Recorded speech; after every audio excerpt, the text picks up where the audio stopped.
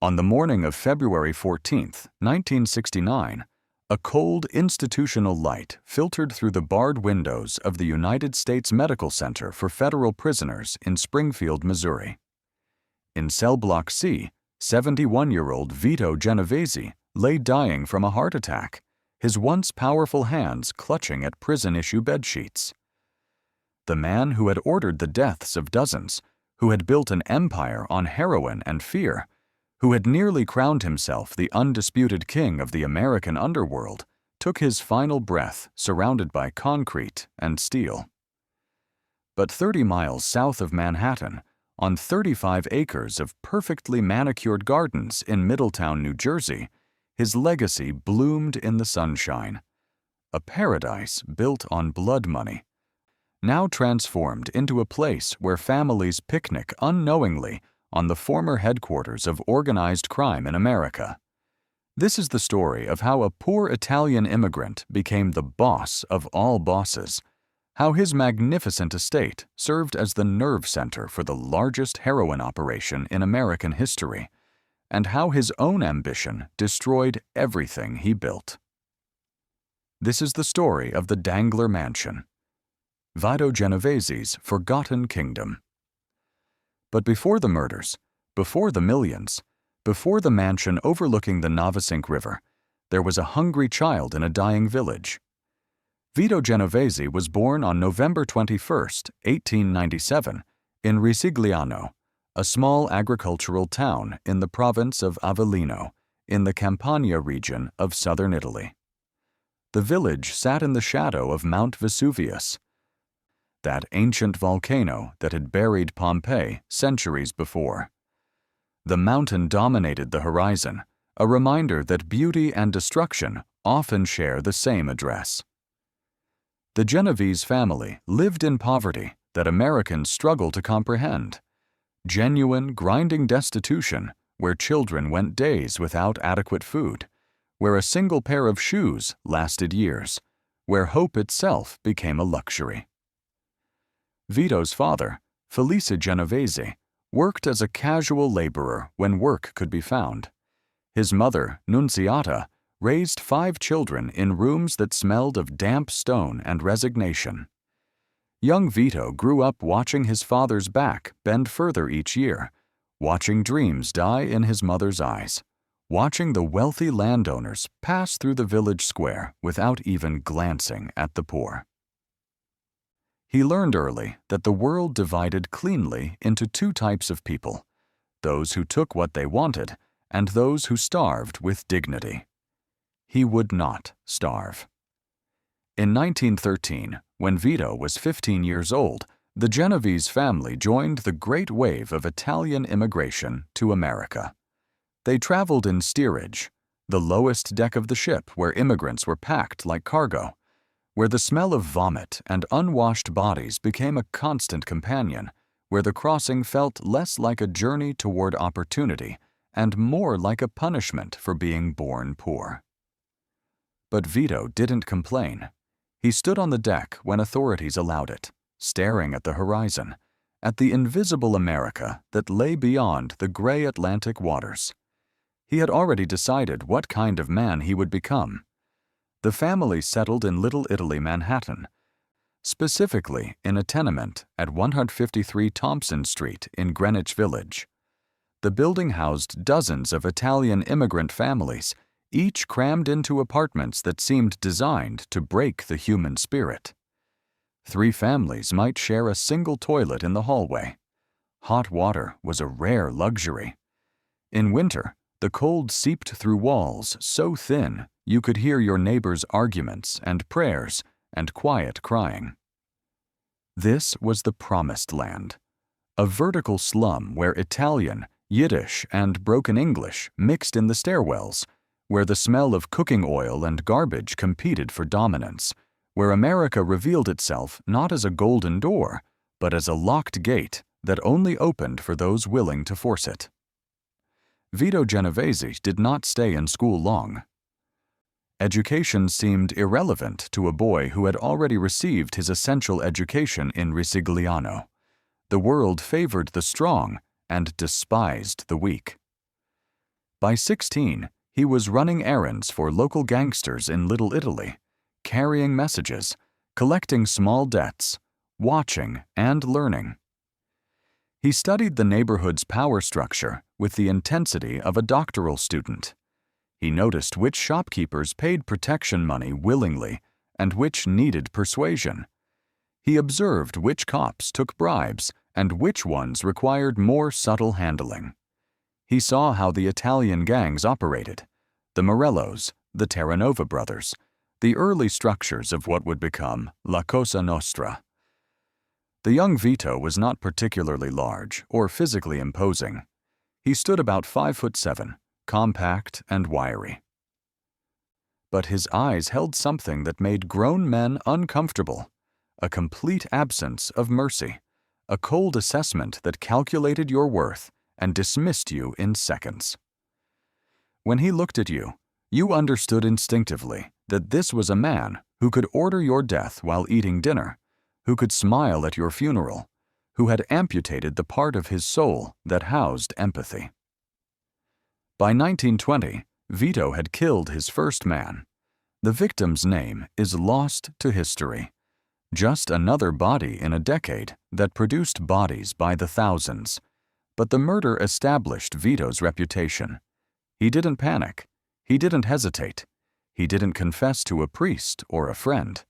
He simply did what needed to be done and moved forward. This clinical approach to violence would define his entire career. The 1920s transformed America, and it transformed Vito Genovese from a street thug into a businessman of death.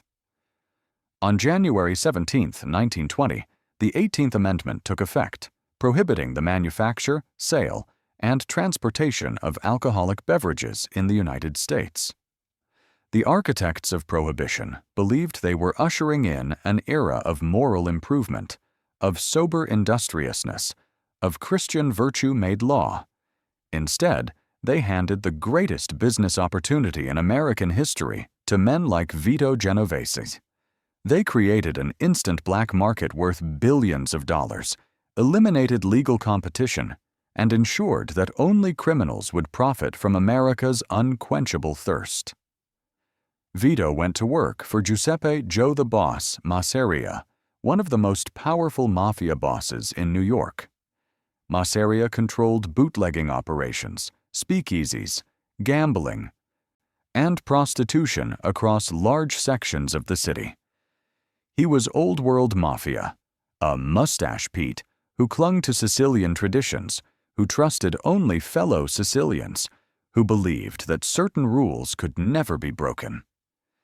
Vito worked as a soldier and eventually a lieutenant in Masseria's organization, proving himself reliable, ruthless, and utterly without conscience.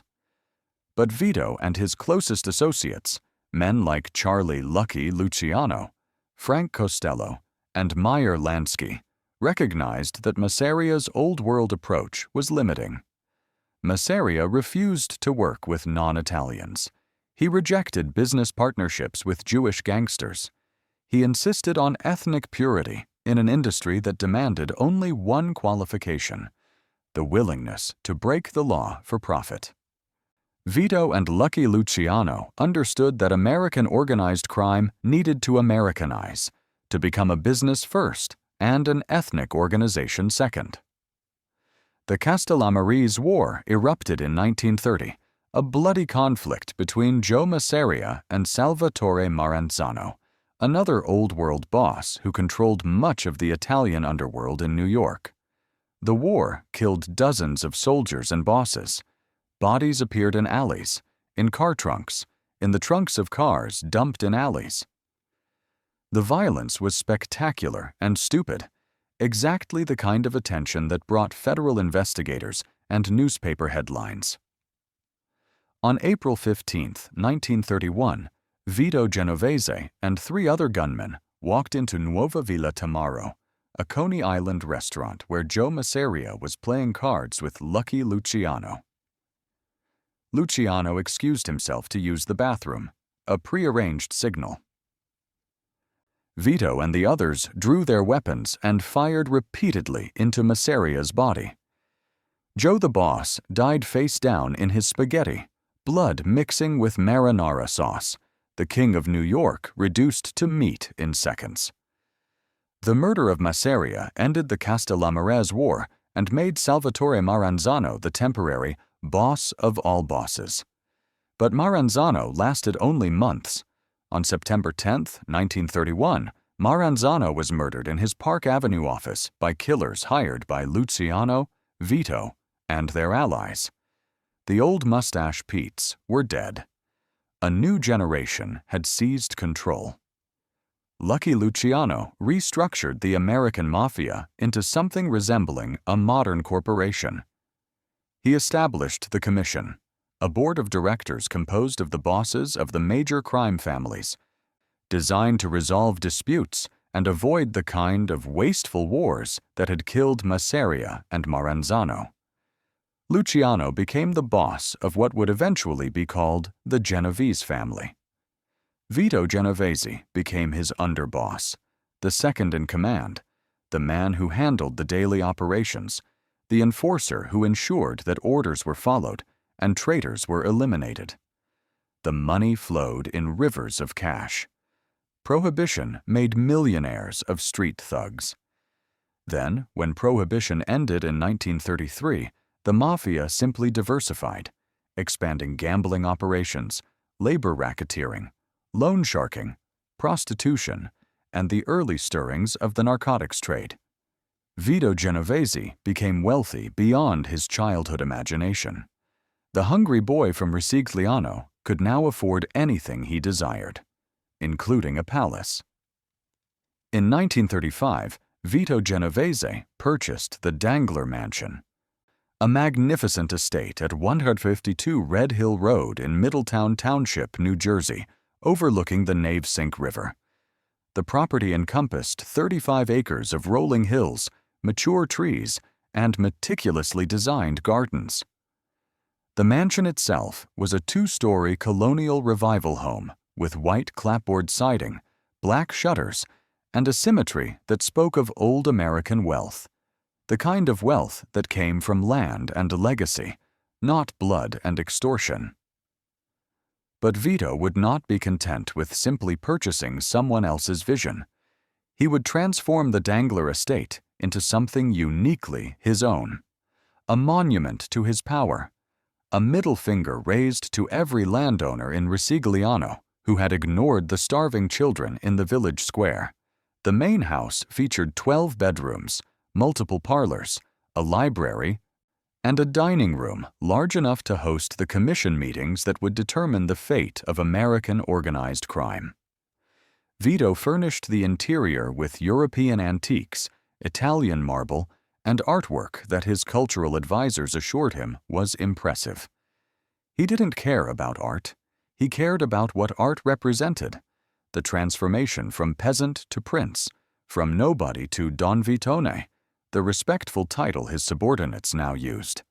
The grounds became Vito's obsession. He hired landscape architects to design elaborate gardens that rivaled anything in Newport or the Gold Coast of Long Island. Winding pathways led through carefully arranged flora. Stone fountains imported from Italy burbled in secluded grottos. A private 3-hole golf course allowed Vito to entertain associates without the risk of civilian eavesdropping. Security was paramount. The estate was positioned to see approaching vehicles long before they arrived. The gates were manned by trusted soldiers, and the grounds were large enough that FBI surveillance teams couldn't get close without being noticed. But the crown jewel of the estate, the feature that revealed both Vito's sentimentality and his megalomania, was the replica volcano. Vito ordered the construction of an artificial mountain on the property, built from rocks imported from Mount Vesuvius itself. Tons of volcanic stone were shipped from Italy to New Jersey, then arranged into a miniature mountain complete with a crater. The symbolism was perfect. Vito had brought a piece of his homeland to America, had domesticated the volcano that once threatened his village, had proven that money could literally move mountains. The estate cost a fortune to purchase, another fortune to renovate, and a continuous fortune to maintain. An army of groundskeepers, gardeners, housekeepers, cooks, and drivers kept the property running. Most were Italian immigrants who understood the code of silence, who knew exactly who employed them, who would never dream of sharing what they saw or heard at 152 Red Hill Road. They were paid well for their loyalty and their blindness. On warm summer evenings, Vito would sit on the stone terrace overlooking the Navesink River, smoking cigars, drinking espresso, surveying his kingdom. From this vantage point, the poverty of Thompson Street seemed to belong to another lifetime, to another man entirely. He had achieved the immigrant dream, the big house, the respect, the power to make other men afraid. That the dream was built on heroin, murder, and exploitation was irrelevant. Success was success. Behind the gates of 152 Red Hill Road, Vito Genovese lived like an Italian count. He held elaborate dinner parties for fellow mobsters. He conducted business meetings under the imported Italian pergola. He walked the grounds with architects and contractors, always planning the next improvement, the next demonstration of wealth. The mansion was not just a home. It was a statement, a fortress, and a headquarters for the most powerful crime family in America. Comment below with the word empire if you think wealth built on crime can ever bring true peace. But paradise has a way of revealing its serpents. On June 15, 1936, a young man named Ferdinand the Shadow Boccia made a catastrophic mistake. Boccia was a small-time hood who had worked with Vito on a fraudulent scheme involving rigged card games. The scam had netted tens of thousands of dollars, but Boccia felt he hadn't received his fair share. He did what no one with survival instincts would do. He complained, loudly, publicly. He suggested to mutual acquaintances that perhaps Vito Genovese had cheated him, that perhaps Don Vitone was not as honorable as everyone believed, that perhaps someone should do something about this disrespect. Word reached Vito at the mansion in Middletown. His response was inevitable. On September 19, 1934, Ferdinand Boccia left his apartment in Brooklyn for a meeting he believed would settle the dispute. He was never seen alive again. Weeks later, parts of his body were discovered in various locations around the city. The murder was spectacular in its brutality, a message sent not just to potential informants, but to anyone who might consider questioning Vito Genovese's honor. But Boccia's murder came with an unexpected complication. A witness named Ernest the Hawk Rupolo had been present at the killing. Rupolo was arrested on an unrelated charge and, facing serious prison time, decided that cooperation was preferable to loyalty. He began talking to prosecutors about the Boccia murder. He named names. Specifically, he named Vito Genovese as the man who had ordered the hit. In late 1936, the Brooklyn District Attorney's Office began building a murder case against Vito Genovese. Warrants were prepared. Witnesses were interviewed. The investigation was meticulous and credible. For the first time in his career, Don Vitone faced the genuine possibility of the electric chair. On the evening of December 20, 1936, Vito Genovese received word that indictments were imminent. He had perhaps 48 hours before federal marshals arrived at 152 Red Hill Road with handcuffs and a warrant. The magnificent mansion suddenly transformed from sanctuary to trap. The gates that kept surveillance teams at a distance would not stop a legitimate arrest warrant. The elaborate gardens would not provide asylum from American justice. Vito made a decision that would alter the trajectory of his life and, inadvertently, the course of World War II in Italy. He would flee to Italy, to the homeland he had left as a hungry teenager, to the only place where American warrants held no authority. he would abandon his mansion, his operation, his position in the commission. He would become a fugitive. On a cold morning in late December 1936, Vito Genovese, his wife Anna, and a small group of trusted associates boarded a ship bound for Italy. He carried with them approximately $1 million in cash, a fortune that would fund his exile, and, he hoped, eventually purchase his return. As the ship pulled away from the New York harbor, Vito stood on the deck, watching the Manhattan skyline recede into winter haze.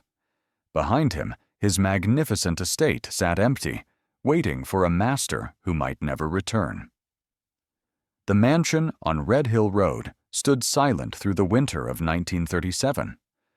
Groundskeepers maintained the gardens out of habit and fear. The replica volcano gathered snow in its crater. The empty rooms absorbed the cold. The house had lost its king. But Vito Genovese was not a man who accepted exile quietly. Italy in 1937 was a nation transformed by fascism.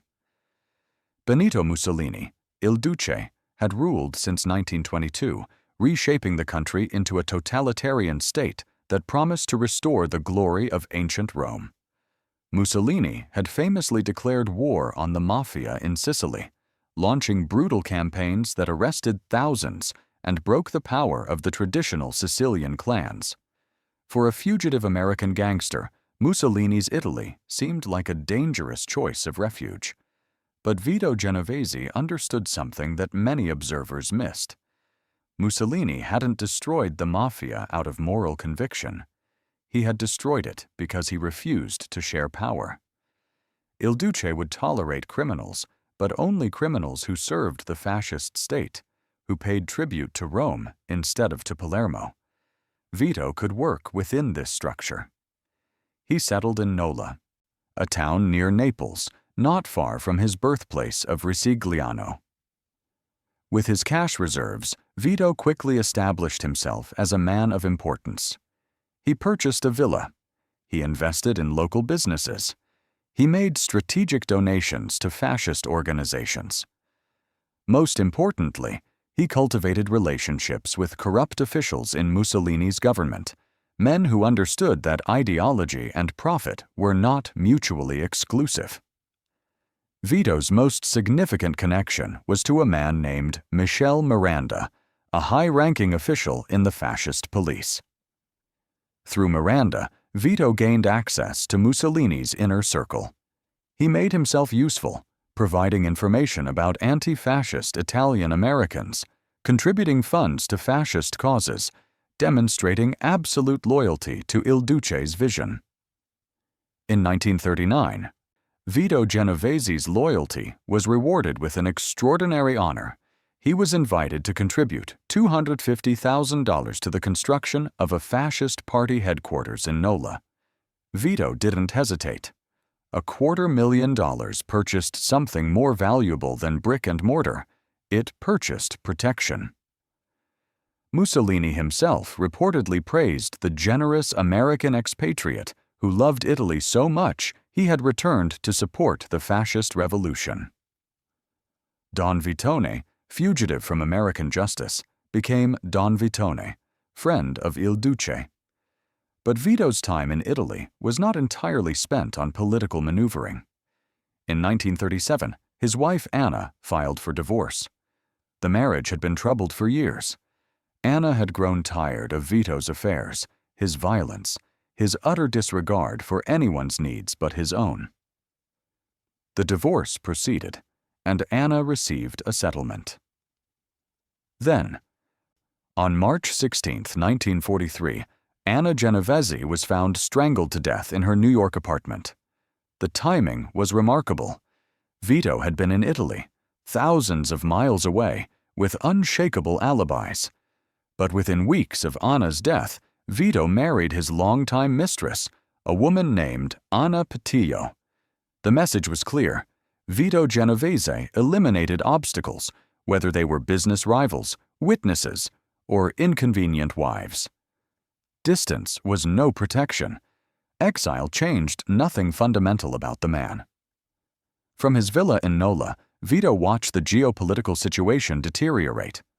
War had seemed inevitable since 1938, when Hitler annexed Austria and Mussolini stood by, complicit and enabling. In September 1939, Germany invaded Poland, and Europe descended into the most destructive conflict in human history. In June 1940, Mussolini declared war on France and Britain, officially allying Italy with Nazi Germany. Vito Genovese, American gangster turned fascist donor, found himself on the wrong side of a world war. The early years went well enough for the Axis powers. Germany conquered France. Mussolini's armies invaded Greece and North Africa. For a time, it seemed Hitler's thousand-year Reich might not be hyperbole. But by 1942, the tide began to turn. The United States entered the war after Pearl Harbor. The Soviets held at Stalingrad. British and American forces pushed Rommel out of North Africa. By 1943, Allied invasion of Italy itself seemed imminent. Vito faced a problem. He was an American citizen living in enemy territory, closely associated with the fascist regime, wanted for murder in the United States. When Allied forces invaded Italy, he would be either arrested by American military police or killed by angry Italians seeking revenge against fascist collaborators. His options appeared limited: prison or a bullet. But Vito Genovese had not survived 2 decades in organized crime by accepting limited options. He began to plan an audacious gamble that would either secure his return to America or guarantee his execution. On July 10, 1943, Allied forces launched Operation Husky, the invasion of Sicily.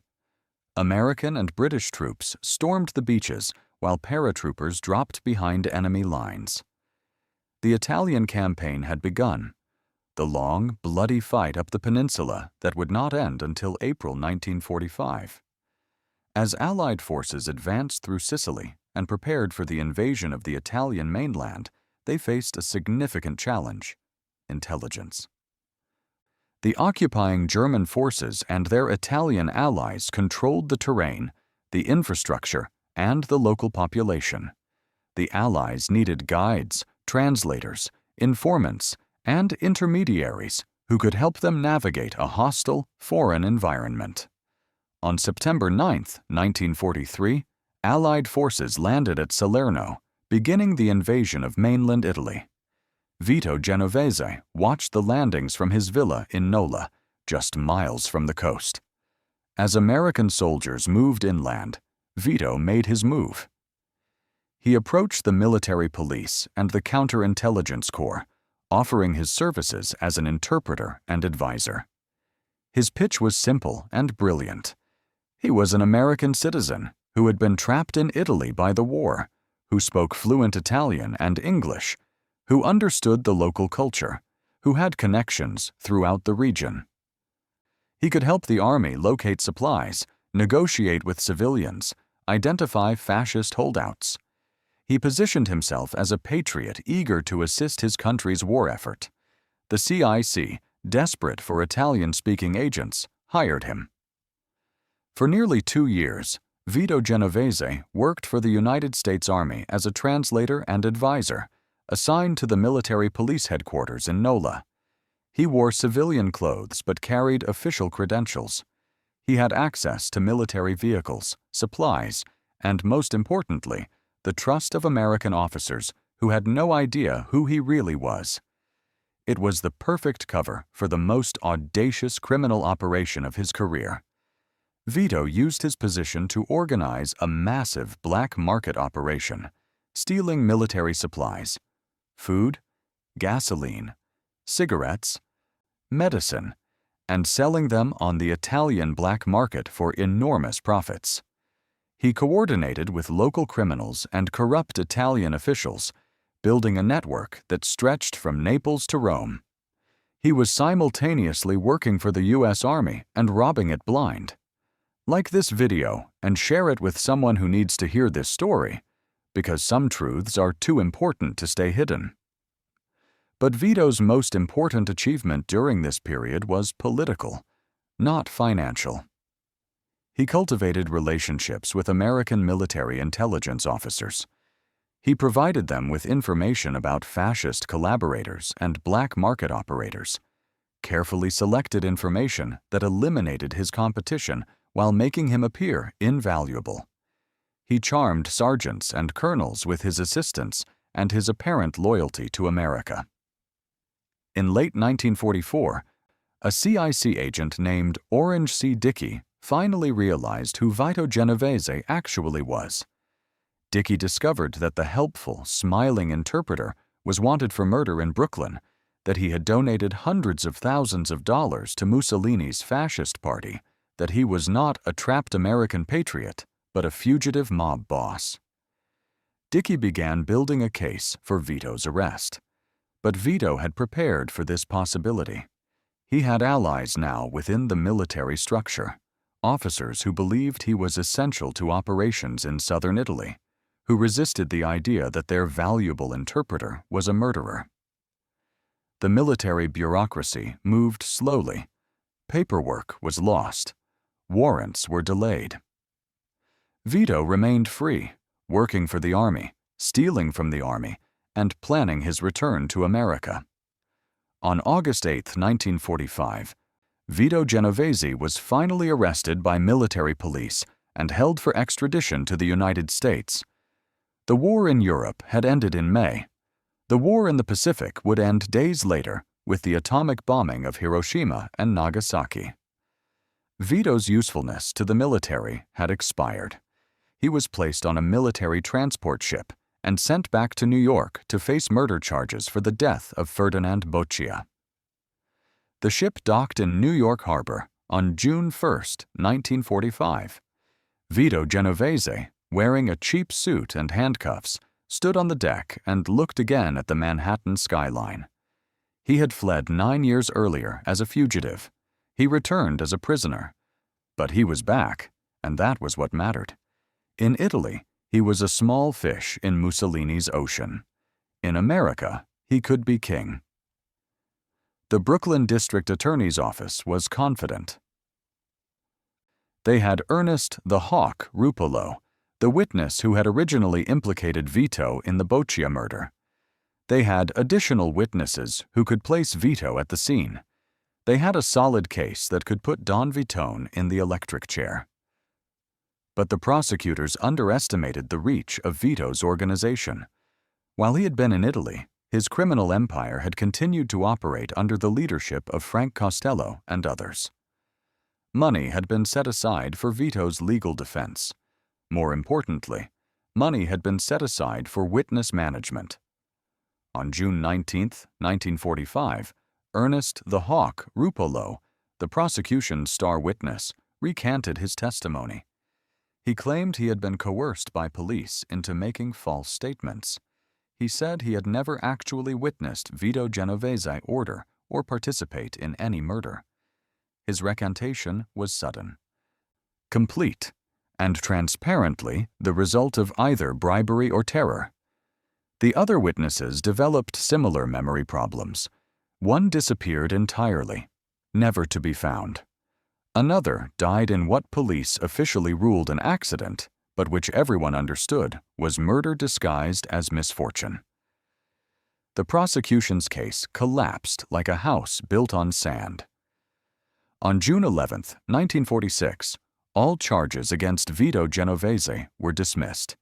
He walked out of the courthouse a free man, a smile on his face, murder in his heart. The American justice system had failed completely. Money and fear had proven more powerful than evidence and law. Vito returned immediately to 152 Red Hill Road. The mansion had been maintained in his absence by his organization, kept ready for the day he might return. He walked through the front door and stood in the foyer, breathing the air of his sanctuary.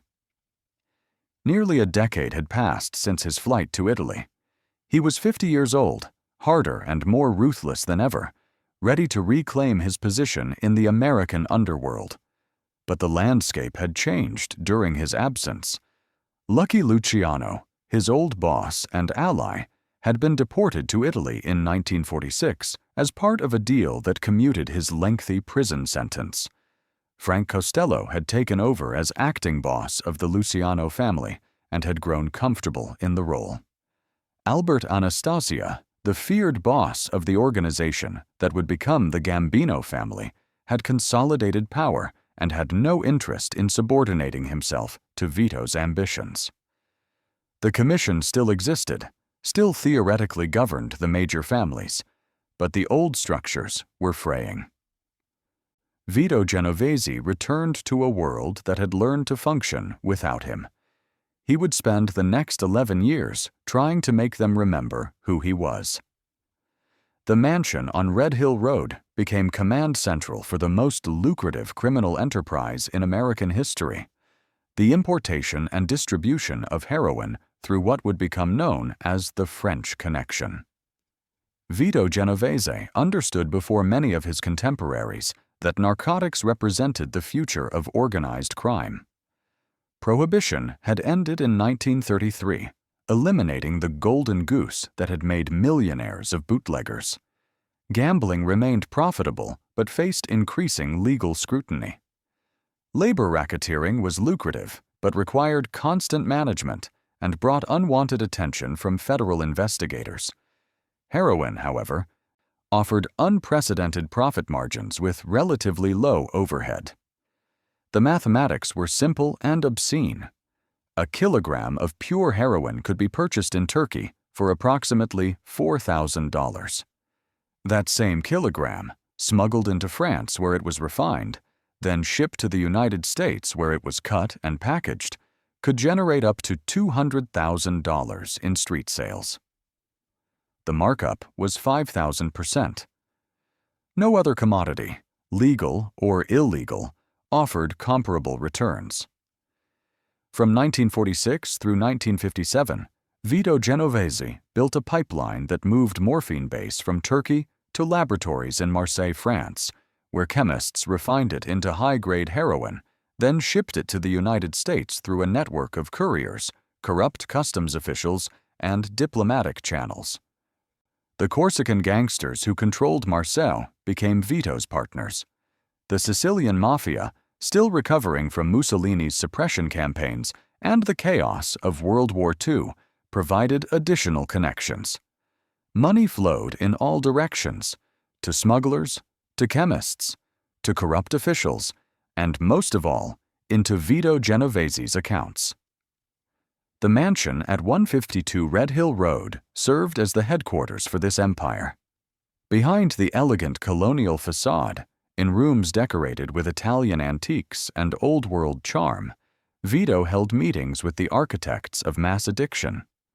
The dining room, where he entertained associates with elaborate Italian dinners, doubled as a conference room for planning heroin shipments. The library, lined with books Vito never read, hosted quiet conversations about bribes and border crossings. The grounds, with their imported Vesuvius stones and manicured gardens, provided a secure location where FBI surveillance teams could be spotted long before they got close enough to hear anything useful. Vito ran the operation with the efficiency of a Fortune 500 CEO and the ruthlessness of a medieval warlord. He demanded detailed accounting of every shipment, every distribution point, every dollar earned. Subordinates who skimmed profits disappeared. Dealers who cooperated with police were found murdered in ways designed to serve as public warnings. The heroin flowed into American cities: New York, Philadelphia, Boston, Chicago, destroying lives by the thousands while generating profits by the millions. The human cost of Vito's heroin empire is impossible to fully calculate. Tens of thousands of Americans became addicts during this period, their lives consumed by a drug that had been deliberately introduced into their communities for profit. Families were destroyed. Children were abandoned. crime rates soared in neighborhoods where heroin took hold, as addicts stole and prostituted themselves to fund their habits. The social fabric of entire communities was torn apart so that Vito Genovese could sit on his terrace overlooking the Navasink River and feel like a king. But Vito was not content with merely being wealthy. Wealth alone did not satisfy the hunger that had driven him from the poverty of Risigliano. He wanted recognition. He wanted fear. He wanted every mobster in America to acknowledge that he was not just powerful, but supreme. He wanted to be what Salvatore Maranzano had briefly claimed before his murder in 1931, the boss of all bosses, the undisputed ruler of American organized crime. That ambition would require eliminating two obstacles, Frank Costello and Albert Anastasia. Frank Costello, known as the Prime Minister of the underworld, was everything Vito Genovese was not: diplomatic, politically connected, sophisticated. Costello had cultivated relationships with judges, politicians, police chiefs, and union leaders. He understood that the most effective crime was committed in silence, through influence rather than violence, through bribes rather than bullets. While Lucky Luciano was in prison and then exiled to Italy, Costello had run the Luciano family with a light touch, keeping the peace, maximizing profits, avoiding unnecessary attention. Vito despised him. He saw Costello's diplomatic approach as weakness, his political connections as corruption of a particularly offensive kind, corruption that served the state rather than the family. More fundamentally, Costello occupied the position Vito believed was rightfully his. Lucky Luciano had been Vito's boss, not Costello's. By the logic of succession that Vito recognized, leadership of the family should have passed to him, the underboss, not to Costello, the consigliere. Albert Anastasia, boss of what would later be called the Gambino family, posed a different kind of problem. Anastasia was violence personified, a man who killed with his own hands, who reportedly enjoyed murder the way other men enjoyed golf. He had run Murder, Inc., the enforcement arm that carried out contracts for the Commission during the 1930s. He was loyal to Costello, viewing him as a stabilizing influence on the Commission. An attempt to depose Costello would require dealing with Anastasia's inevitable violent response. From 1946 to 1957, Vito carefully built a coalition of bosses who either shared his vision or could be manipulated into supporting it. He cultivated relationships with younger, more aggressive mobsters who resented the old guard's cautious approach. He used his heroin profits to fund their operations, creating financial dependencies. He whispered in the right ears about Costello's growing weakness, about how the Prime Minister's political connections were becoming liabilities as federal heat increased, about how new leadership was necessary for the families to survive and prosper. On the evening of May 2, 1957, Frank Costello returned to his apartment building at 115 Central Park West in Manhattan. He had spent the evening at a high-end restaurant, then stopped by a club to conduct some business. As he entered the lobby of the majestic apartments at approximately 11 p.m., a man in a dark coat stepped forward from the shadows. "This is for you, Frank," the gunman said. Vincent, the Chin Gigante, a young soldier working for Vito Genovese, fired a single shot at point-blank range. The bullet grazed Costello's scalp, creating a superficial but bloody wound. Costello fell to the marble floor of the lobby, bleeding but very much alive. Gigante, apparently assuming the job was done, fled the building and disappeared into the Manhattan night. Costello survived, but the message was delivered. Vito Genovese had ordered a hit on the acting boss of the Luciano family. It was a declaration of war, a statement that could not be ignored or diplomatically resolved. Costello, understanding that a second attempt would be more successful, quietly retired from active leadership. He would remain involved in certain business ventures, would maintain relationships with his political connections, but he would no longer contest Vito's claim to leadership. One obstacle had been neutralized. One remained. Albert Anastasia loved routine. Every weekday morning, he would arrive at the Park Sheraton Hotel in Midtown Manhattan, take the elevator to the basement barber shop, and settle into chair number 4 for a shave and a haircut. He had been using the same barber shop, the same chair, for years. His bodyguard would wait outside while the barber worked. For 30 minutes, Albert Anastasia, one of the most dangerous men in America, would sit with his eyes closed and hot towels on his face, completely vulnerable. On the morning of October 25, 1957, Anastasia followed his routine. He arrived at the Park Sheraton at approximately 10:15 a.m. He took the elevator to the basement. He entered the barber shop, greeted the barber, and settled into chair 4. His bodyguard remained outside in the hallway, reading a newspaper, performing the perfunctory security duties of a man who believed his boss was untouchable. At 10:20 a.m., 2 men wearing scarves over the lower half of their faces and fedoras pulled low entered the barber shop. They moved with practiced efficiency. Before Anastasia could react, before he could even open his eyes beneath the hot towels, the gunmen opened fire.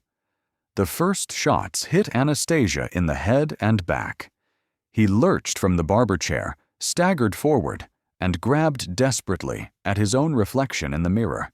A dying man reaching for himself, confused and disoriented, unable to distinguish reality from reflection.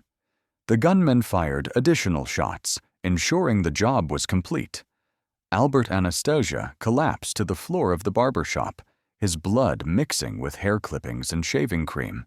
The gunman walked calmly out of the shop, past Anastasia's bodyguard, who was still reading his newspaper in the hallway, and disappeared into the Manhattan crowds. The murder of Albert Anastasia was spectacular, public, and impossibly brazen. It occurred in a luxury hotel in Midtown Manhattan during business hours. Dozens of potential witnesses were within feet of the barber shop. And yet, the gunmen escaped cleanly, were never identified, were never prosecuted. The message was clear. No one was safe, no one was untouchable, and Vito Genovese had the power to reach anyone, anywhere. Within weeks, Costello's retirement and Anastasia's murder had fundamentally altered the power structure of American organized crime. Vito Genovese claimed leadership of the Luciano family, which was now unofficially renamed the Genovese family in recognition of his supremacy. He installed loyalists in key positions throughout the organization. He consolidated control over the heroin operation, over gambling rackets, over labor racketeering from New York to New Jersey. But Vito wanted more than just control of his own family. He wanted formal recognition from the Commission that he was the supreme authority, the boss of all bosses, the man to whom even other bosses answered. He wanted to convene a meeting of the major crime families where his supremacy would be acknowledged and ratified. He wanted Appalachian. Joseph. Joe the barber. Barbara owned a 53-acre estate in Appalachian, New York, a small rural town near the Pennsylvania border. The property was remote, secluded, and had been used before for quiet meetings between mobsters who valued privacy. Barbara was a soldier in the Buffalo crime family, but maintained friendly relations with bosses throughout the Northeast. His estate seemed like the perfect location for what Vito Genovese envisioned: a grand meeting of the Commission and associated bosses, a gathering where his leadership would be formalized and cemented. On November 14, 1957, luxury cars began arriving at the Barbara estate. They came from New York, New Jersey, Pennsylvania, Ohio, Rhode Island, Florida, and even California.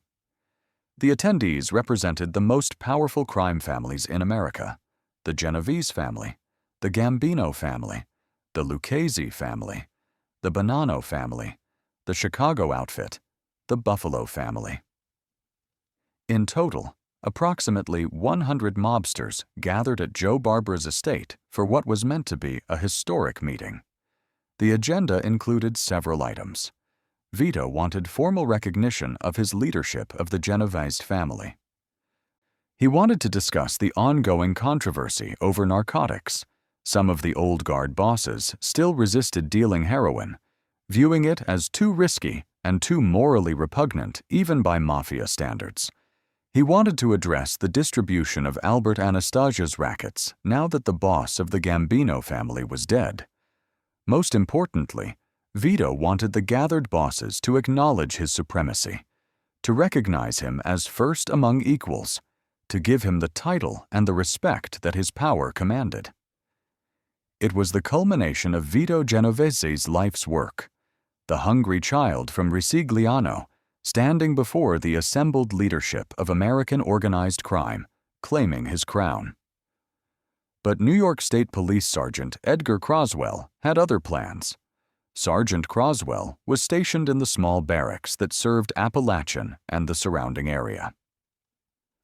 Days before the meeting, he had noticed an unusual amount of activity at the Barbara estate: deliveries of expensive meats, cases of wine, preparations that suggested a major event.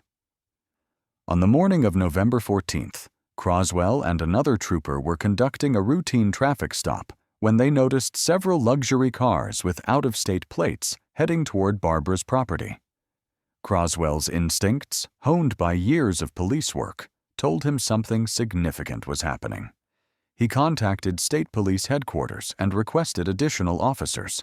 Then, with a handful of troopers, Croswell drove to the Barbara estate and set up a checkpoint at the entrance. Inside the estate, the meeting had just begun. Vito Genovese was holding court, discussing business with the assembled bosses, feeling the respect and fear that he believed was his due. Then, word reached the main house. State police were setting up roadblocks outside the property, were stopping and identifying anyone who tried to leave. Panic. Absolute, uncontrolled panic. These were men who had murdered competitors, who had built criminal empires, who prided themselves on their coolness under pressure.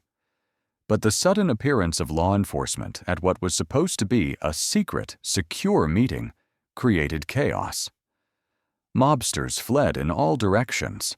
Some jumped into their luxury cars and tried to crash through police roadblocks.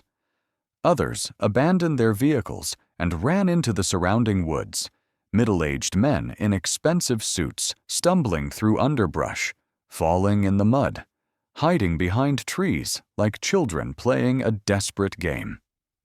State police arrested or identified 63 mobsters that day. Many more escaped into the woods and eventually made their way back to their home cities, but their identities were established from abandoned vehicles and from the statements of those who were caught. The attendee list read like a who's who of American organized crime: Carlo Gambino, Vito Genovese, Paul Castellano, Joe Bonanno, Russell Bufalino, Carmine Galante. The Appalachian meeting, meant to crown Vito Genovese as the supreme boss, instead became the greatest disaster in Mafia history.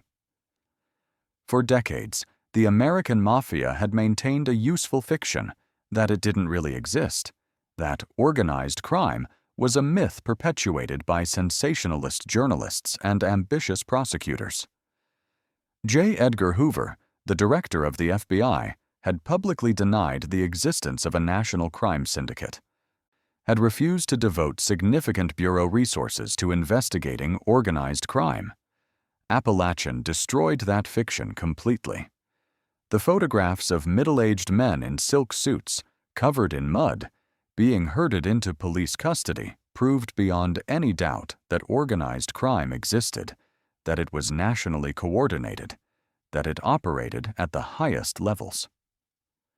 The newspaper coverage was sensational and devastating. Congressional hearings were convened. The FBI, humiliated by its previous denials, launched a massive investigation into organized crime. Local and federal prosecutors received the resources and the political support to aggressively pursue Mafia cases. Vito Genovese had wanted recognition and respect. He got them in the worst possible way. His name and face appeared in newspapers across America. He became a symbol of organized crime, a target for every ambitious prosecutor in the country. The mansion at 152 Red Hill Road, once a secure sanctuary, became a liability. FBI surveillance teams parked on roads near the property, photographing everyone who came and went, building case files, preparing for the prosecution they knew was coming. Comment fallen. If you believe that ambition without wisdom always leads to destruction. The disaster at Appalachian had another, less obvious consequence. It revealed Vito Genovese's weaknesses to his rivals. Carlo Gambino, the quiet, calculating boss who had taken over the Gambino family after Anastasia's murder, had attended Appalachian and had endured the humiliation of fleeing through the woods. But unlike Vito, Carlo did not respond with loud displays of power or increasingly reckless decisions. He responded with patience and planning. Carlo Gambino had never forgiven Vito for ordering Anastasia's murder. Anastasia had been brutal and volatile, but he had been Carlo's boss and, in a sense, his protector. Carlo had ascended to leadership of the Gambino family in the wake of the murder, but that ascension came with blood on his hands and suspicion from other bosses who wondered if Carlo had been complicit in the hit. Carlo knew that Vito had used him, had manipulated him, had left him to deal with the fallout from Anastasia's death. More practically, Carlo recognized that Vito's leadership was destroying the very thing the Commission had been designed to protect: the ability of crime families to operate in relative peace and profitability. Vito's heroin empire brought federal heat. His grandiose ambition to be boss of all bosses violated the structure that Lucky Luciano had established. His recklessness at Appalachian had exposed the entire organization to unprecedented scrutiny. Carlo Gambino decided that Vito Genovese needed to be removed. But Carlo was not Albert Anastasia.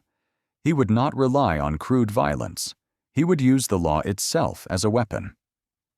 In 1958, working through intermediaries and with the cooperation of other bosses who had tired of Vito's destabilizing leadership, Carlo Gambino helped orchestrate a setup. A heroin dealer named Nelson Cantelops was arrested and offered a deal: testimony against Vito Genovese in exchange for a reduced sentence. Cantelops agreed. His testimony would be that Vito had personally directed a heroin smuggling operation, that Vito had met with him and other dealers, that Vito was directly and provably involved in narcotics trafficking. The problem was that Cantelops's testimony, while helpful, was not enough by itself to guarantee a conviction. Corroborating evidence would be needed, so the evidence was manufactured. In what amounted to a frame-up orchestrated by rival mobsters, fake records were created, false witnesses were prepared, and a case was built that appeared damning. The heroin was real. Vito had indeed been running a massive narcotics operation, but the specific transaction that Cantelops described, the meeting where Vito allegedly handed over heroin, the entire narrative of that particular deal was largely fabricated. Carlo Gambino and his associates were using the truth of Vito's crimes to sell a lie about a specific crime. Knowing that juries would not distinguish between the general truth and the specific falsehood. On July 7, 1958, Vito Genovese was indicted on federal heroin trafficking charges. The indictment also named 14 co-conspirators, a mix of genuine associates and convenient targets. The trial began in early 1959 in federal court in Manhattan. Vito's defense was predictable. He claimed the charges were a frame-up, that Cantaloups was a paid liar, that the prosecution was politically motivated.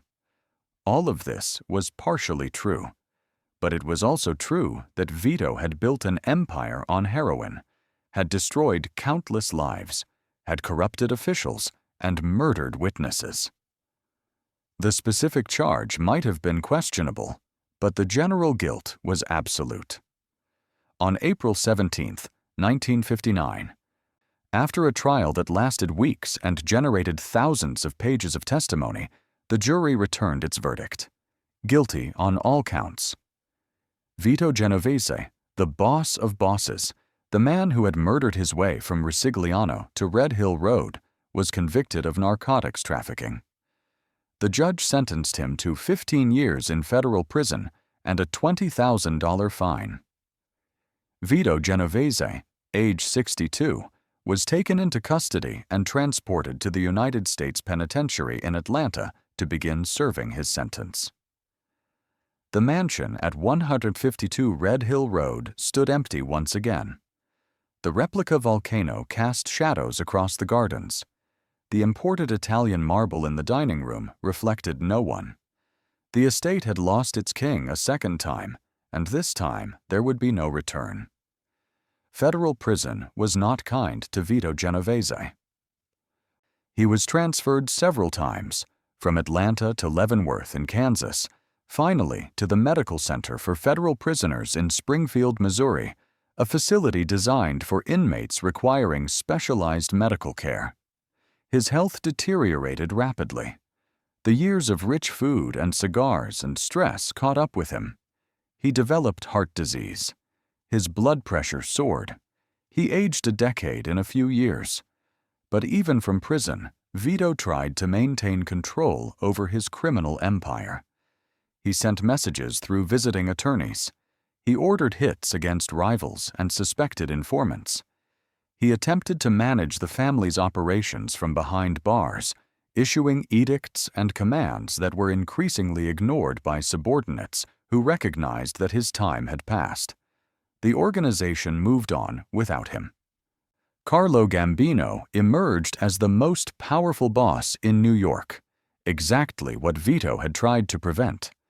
The Genovese family continued to operate, but under new leadership that made its own decisions and its own alliances. The heroin continued to flow, the gambling continued, the rackets continued. But the profits went to men who had not fled to Italy, who had not organized disastrous meetings in Appalachian, who had not gotten caught. In prison, Vito was just another aging convict, his power reduced to memories and impotent rage.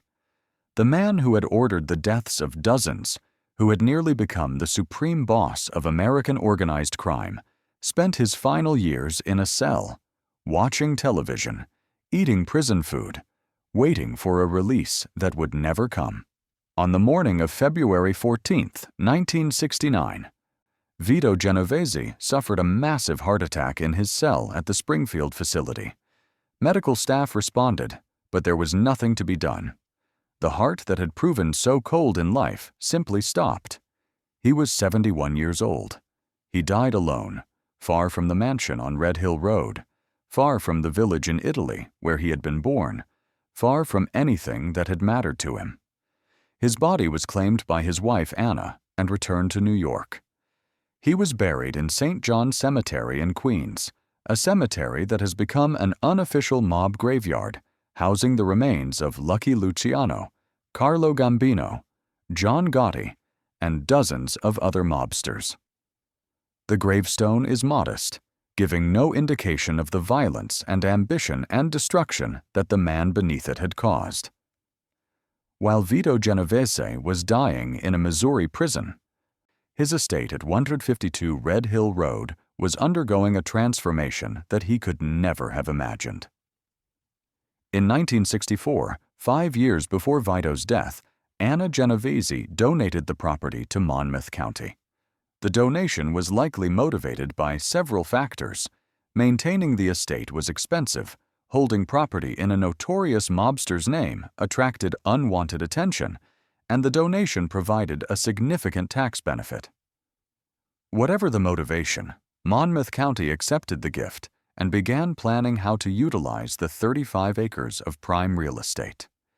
The county decided to transform the estate into a public horticultural center and park. The main house would be used for administrative offices.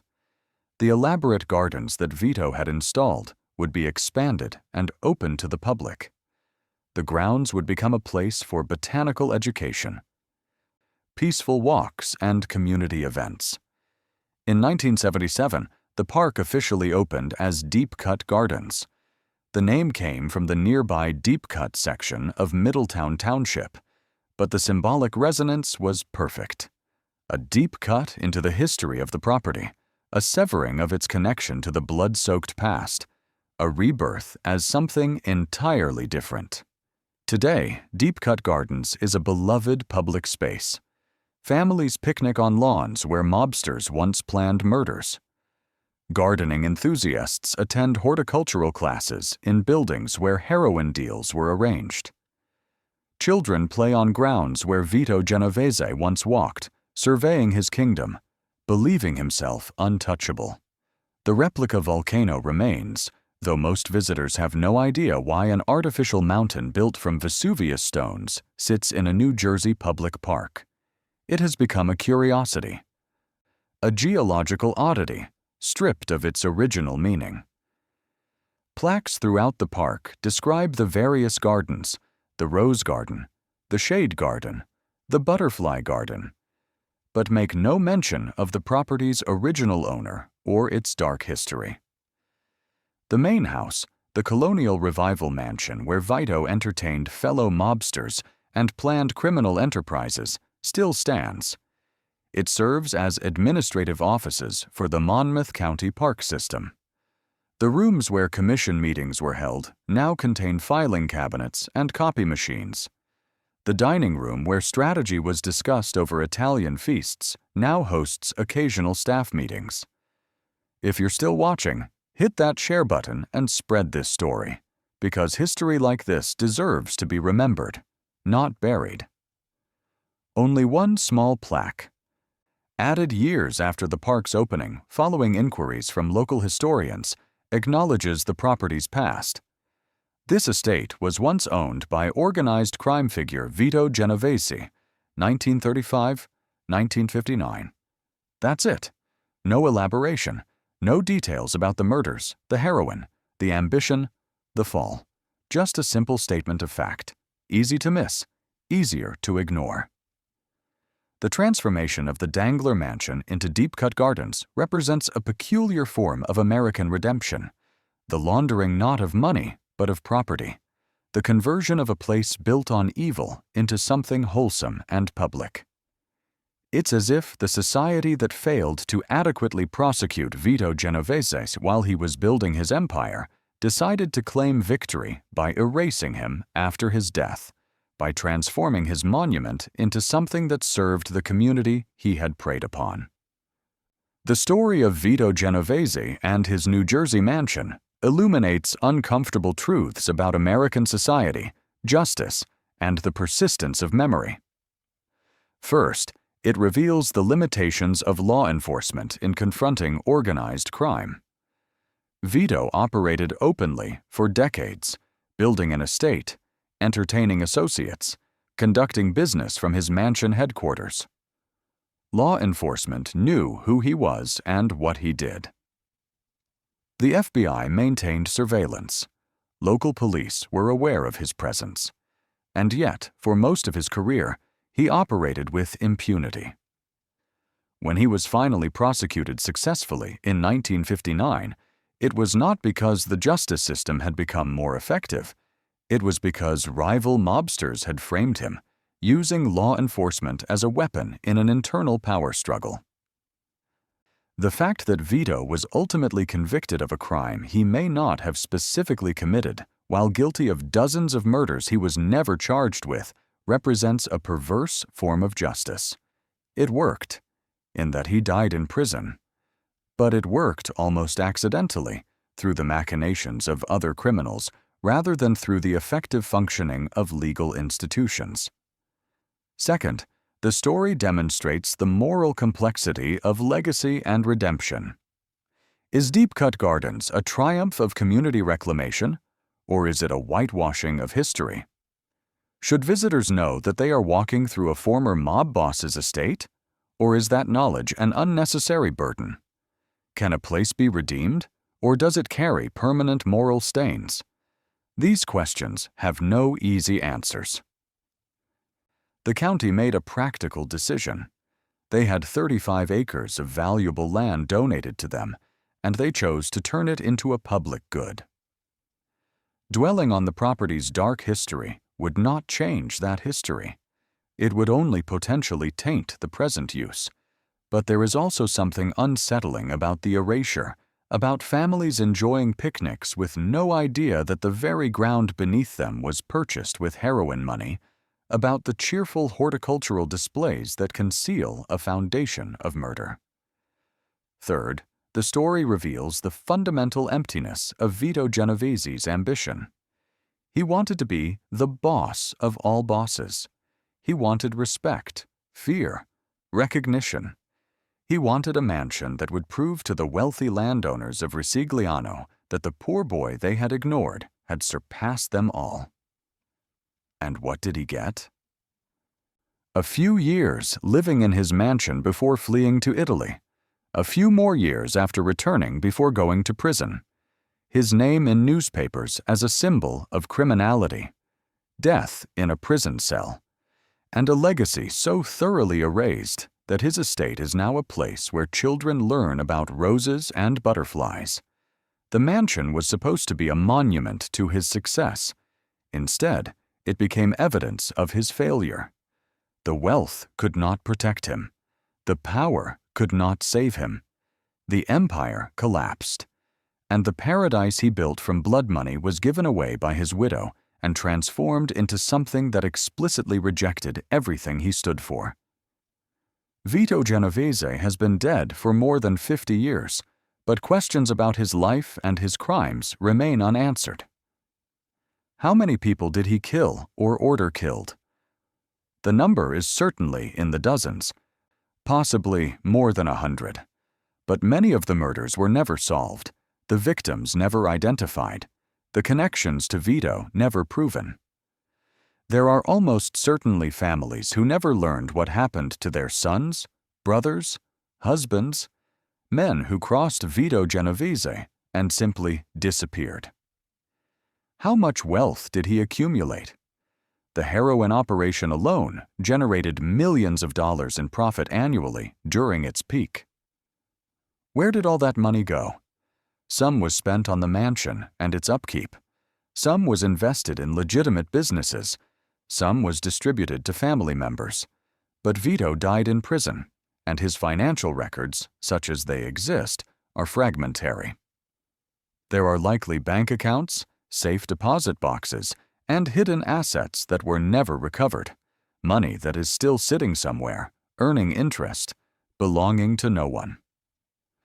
Who really framed him in the 1959 narcotics case? Carlo Gambino is the most likely architect of the setup, but others may have been involved.